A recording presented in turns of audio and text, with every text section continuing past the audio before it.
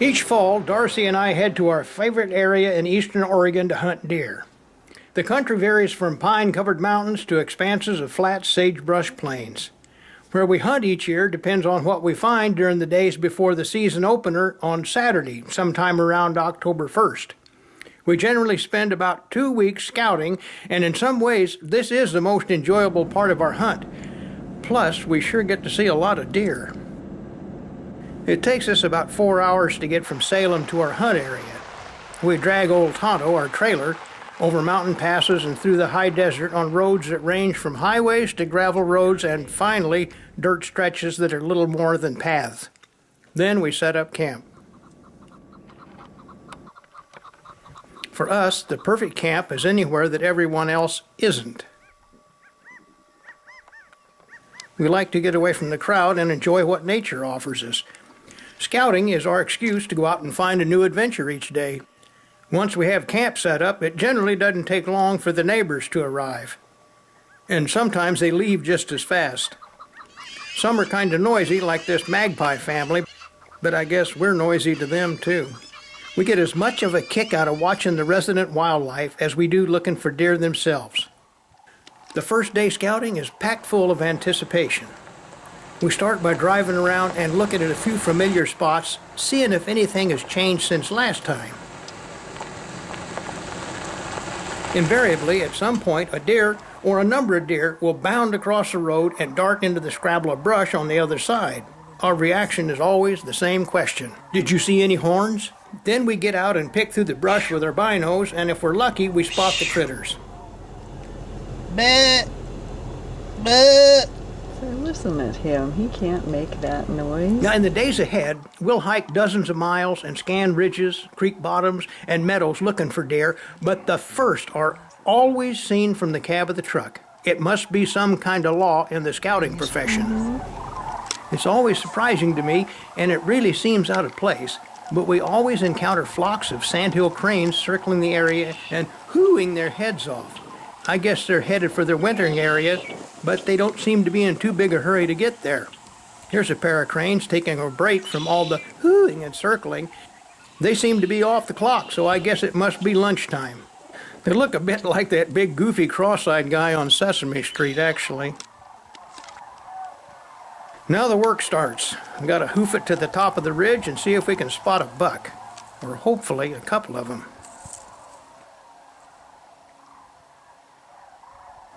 And there he is. He's not a giant, no big wall-hanging Boone and Crockett buck. He's just a nice-looking little forked horn. Nice, healthy deer. Good start.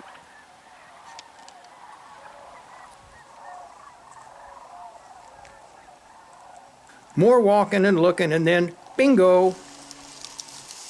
Heavy into his morning meal is a dandy 4-point, if you're using Western count. 10-point if you count the way they do back east, and he's a 5x5 if you use the Boone and Crockett method of toting up antler points. Confusing, huh? Any way you figure, he's still a pretty good deer.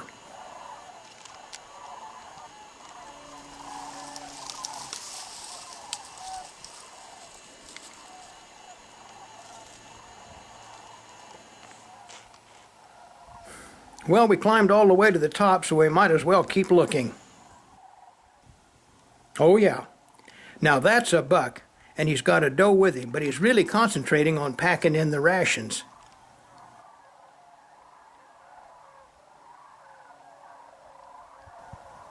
He's got a nice heavy set of antlers, but unfortunately for any trophy hunter, he's got some deduction points on his right side. Plus, if you look close, there's a crab claw fork at the end of his main beam. So I guess he's actually at least a 5x7 or 5x8 that I can see.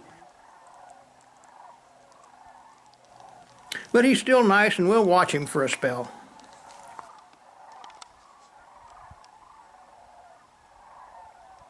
Still can't see him with my glasses on. On the screen.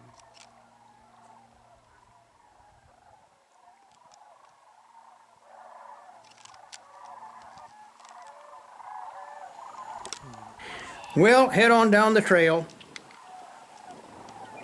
This character here is a barred owl, kin to the spotted owl we've all heard so much about. His main job is to watch us. And also watching us is a little 3-point, and this shows exactly why deer are sometimes hard to spot. He never moved, just blended right into the brush. We were headed back to the truck when we got rewarded for all our hard work scouting. I'm looking at the 4-point. Oh, okay, on the right. He's just pretty as a picture. He's a nice deer. Nice, healthy looking. Mm-hmm.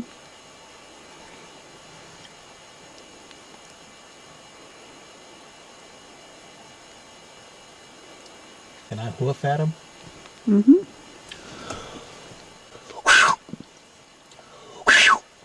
Mm-hmm.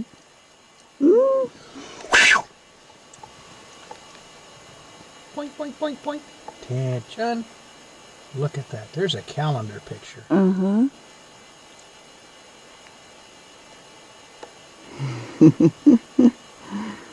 What the heck was that? Did you hear that, Mike? Yo.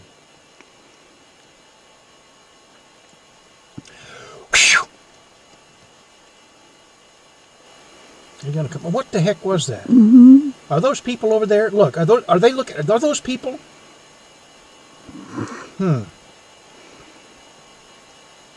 don't know, kid. Duck down behind the bush here. They won't see us.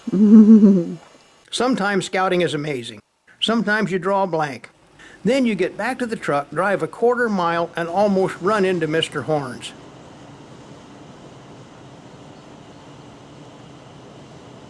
And just a piece closer to camp, we got this picture. Our area is changing. One of these does is not a mule deer. The one on the right is a whitetail.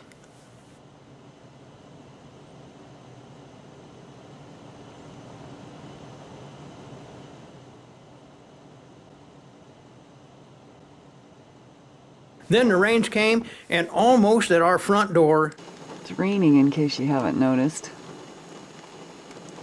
Don't want to get out and get the camera wet, so we're doing the best we can. Papa, don't you even want to turn your head? Profile shot, nothing? He's just not going to get up. He's got a warm Well, he's spot. not even going to turn his head. I'm hoofing him. There we go. Yeah, he can move. There we go. Chucking and jiving. Who's getting me up out of my nap? It's drier back there, and you're not out in the rain that way, dim dummy. Get out of the way, Mom. Yeah, there's Dad. well, morning came and we decided to check out the desert. Though we got up before the chickens, we didn't beat the turkeys out of bed. We weren't many miles from camp when this crew moseyed across the road. Turkeys are pretty to see, and an interesting part of the whole outdoor experience with their strutting and fanning their tails out, but I gotta tell you, they're not real smart.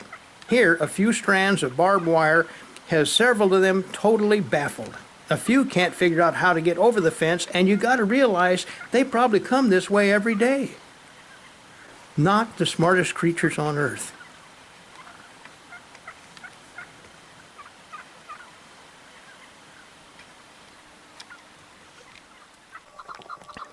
Time to go to work. More walking and a lot more rocks, but the scenery does get better. It's also a good place to find mule deer. We're closer to the valley floor. It's still really pretty. A different kind of pretty down here. All the colors and the lush green and the river. Amazing.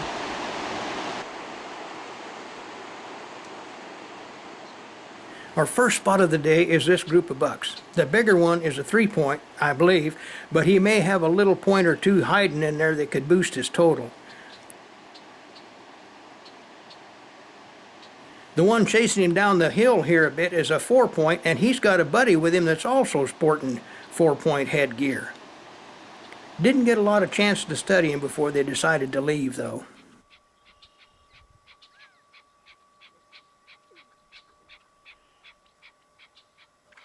But they were fun to see while they were there.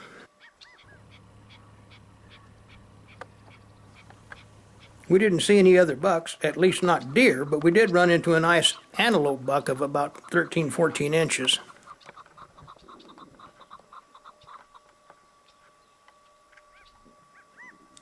We cut away from the creek and headed over the top, as they say, and headed cross country, as the old song goes, for the other side of the mountain, whatever. I won't try singing anymore. Wow, what a view. Lots of country out there. Should have some deer in it somewhere. Let's head down and take a look.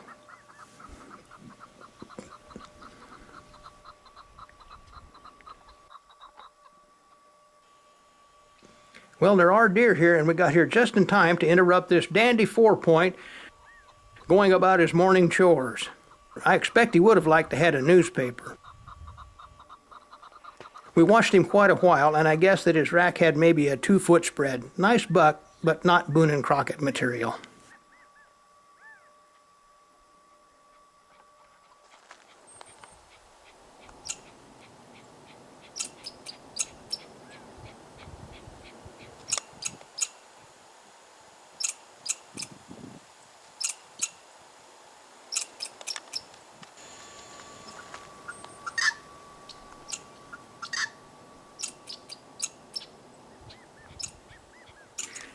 This brushy area near the creek generally holds quite a few deer, and before long, this boy came by.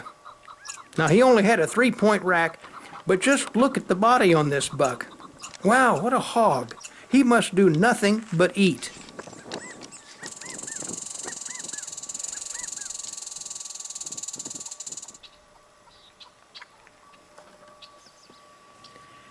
And here's another buck antelope. This one's a nice one, maybe 15 inches or so. And he's wide. And here's old Wile E. Coyote. They are interesting animals to watch, regardless of what you think of them.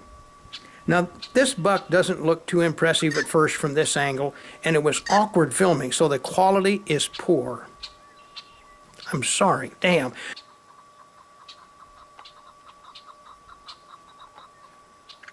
But just look at the spread on this rack. It must be close to 30 inches. Watch him as he turns here. There's really not much height or mass to his horns, but what a spread. Whew, that's a wide set of horns.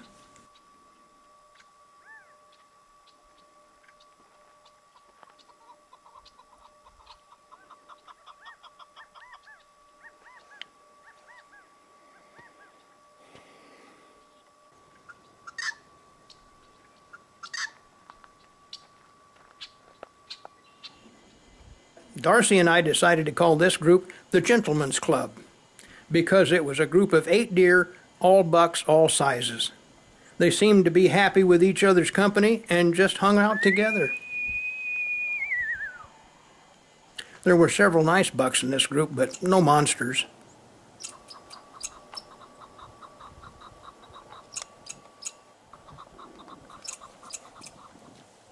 That is a lot of horns, though. We counted them up one time on both sides and brow tines and came up with a total of 67 points out there. That's a lot of antlers.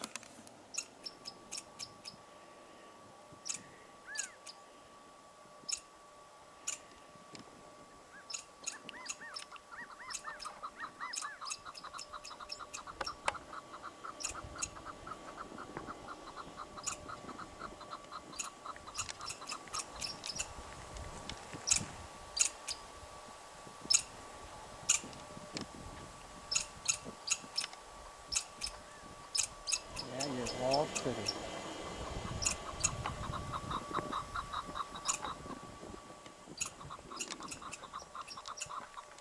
It appears to be a good day for antelope also. Nice buck here with his doe.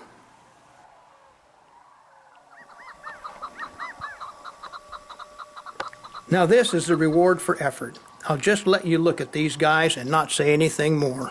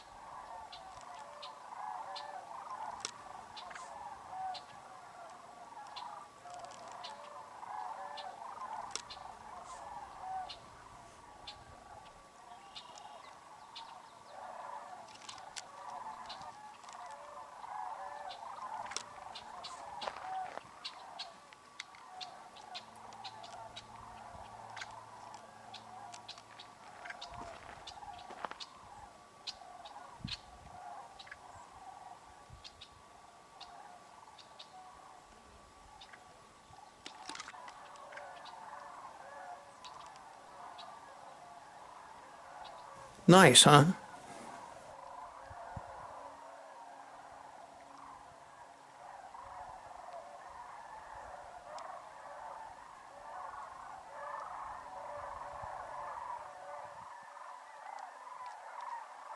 But speaking of nice, look carefully at this grainy long-distance shot of a lone buck grazing.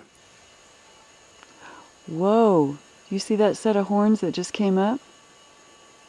Is it back down again? Ooh, it's going back down. Yeah, I saw him. Whoa. Those horns were huge. Just compare them to the nice 4-point with him. I'm betting Boone and Crockett for sure. We watched him for a while, but we couldn't get any closer. And the light finally faded, and we had to just call it a day. Never saw him again.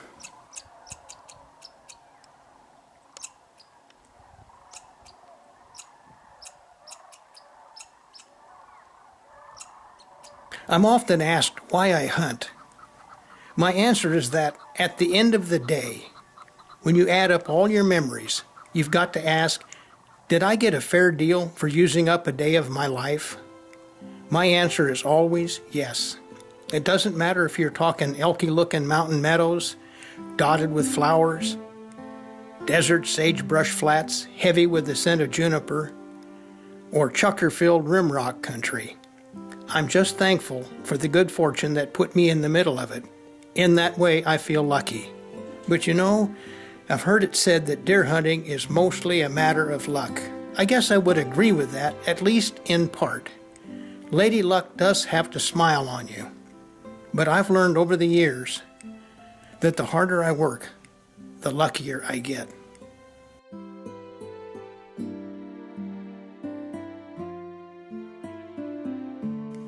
See you in the woods.